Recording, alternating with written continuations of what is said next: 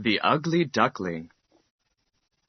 One summer, when the corn was golden yellow and the hay was being dried in the fields, a mother duck was sitting on her nest of eggs. She sat in the rushes of a deep moat that surrounded a lovely country house and waited for her eggs to hatch. It was taking a very long time, and she was getting very tired. At last, one day, she felt a movement beneath her.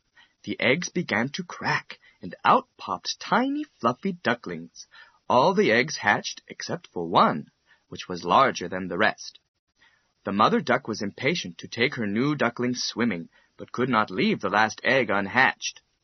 She sat for a few more days, and just as she was about to give up, she heard a tapping, and out of the shell tumbled the oddest, ugly duckling she had ever seen. She took the babies into the water and proudly watched as they all swam straight away, even the ugly duckling. She led them in a procession around the moat, showing them off to the other ducks. As they bobbed along behind her, she heard many quacks of admiration and praise for her fine family. But she also heard laughter and scorn poured on the ugly duckling at the end of the line. "He has been too long in the egg," she explained. "He has not come out quite the right shape, but he is strong and will grow into a fine duck soon."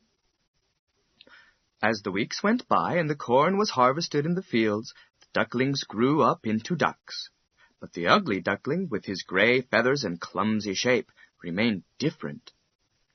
All the ducks on the moat pecked him and made fun of him, and refused to let him join in their games on the water. At last the ugly duckling could bear it no more. As the leaves began to fall, he flew away to a great marsh. There he stayed alone, hiding from the ducks among the reeds.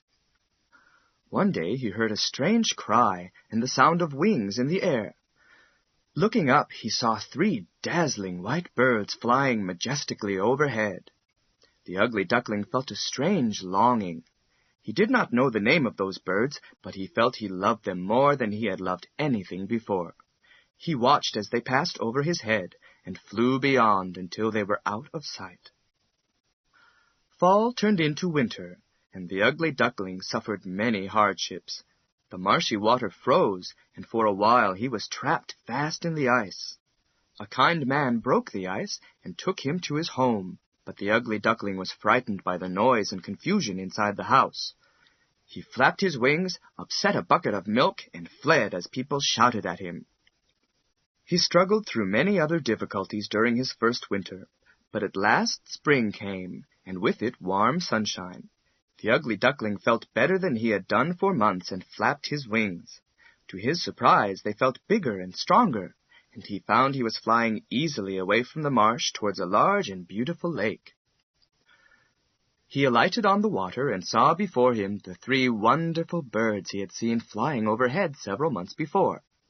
As the swans glided smoothly over the lake, the ugly duckling felt drawn to them, but he was sure they would peck and tease him like the ducks because he was so ugly.